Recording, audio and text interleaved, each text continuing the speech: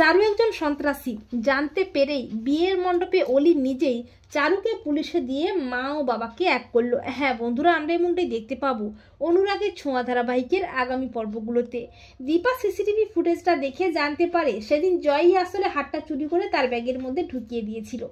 দীপা জয়ের বাড়িতে গিয়ে সবাইকে ফুটেজটা দেখায়। ফুটেজটা দেখে সবাই চমকে যায়। জয় দীপার কাছে ক্ষমা চায় অনুতপ্ত হয়ে। তবে দীপা বলে জয়কে তো পুলিশের কাছে যেতেই হবে, তা না হলে আমি তো আর বিনা দোষে শাস্তি পেতে পারি না। এমনকি দীপা সূর্যকেও ফোন করে সবটা জানিয়ে দেয়।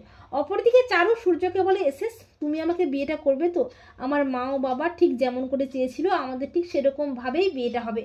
তখন সূর্যের মনে পড়তে থাকে ডক্টর বলেছিল চারুর মানসিক ও শারীরিক কন্ডিশন খুব একটা ভালো নয়। তখন সোনা বলে, হ্যাঁ চারু, মুম্বইতে গিয়ে তোমার আর বাবার বিয়ের আয়োজন করবো আমি নিজে।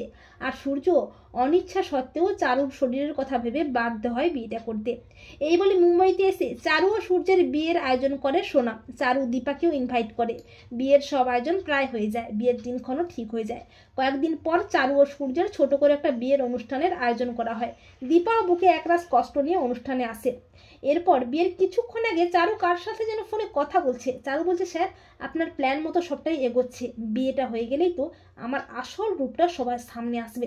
আর চারু যখন গোপনে কথা বলছে তখন অলি সবটা শুনে ফেলে। অলি চমকে ওঠে।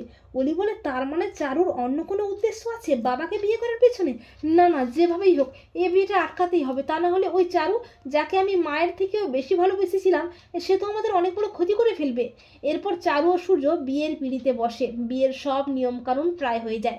যখনই সিঁদুরদানটা হবে করে ঠিক তখনই সোনা চিৎকার করে ওঠে, বাবা এ বিয়েটা হবে না। সোনার কথায় চমকে ওঠে সবাই।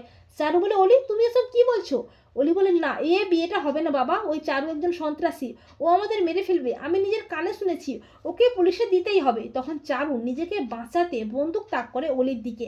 তখন দীপা অলিকে জড়িয়ে ধরে বলে, চারু তুমি অলির কোনো ক্ষতি করবে না। এরপর চারু যখন অলি ও দীপার দিকে বন্দুক তাক করে ঠিক তখনই পুলিশ হাজির হয়। পুলিশ চারুকে অ্যারেস্ট করে। আর অলি নিজের ভুলটা বুঝতে পেরে অনুতপ্ত হয়ে মায়ের কাছে ক্ষমা চেয়ে মা ও বাবাকে আবারও এক করে।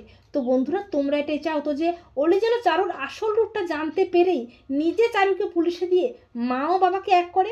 কমেন্ট করে জানাতে ভুলো না কিন্তু তোমাদের মতামতটি।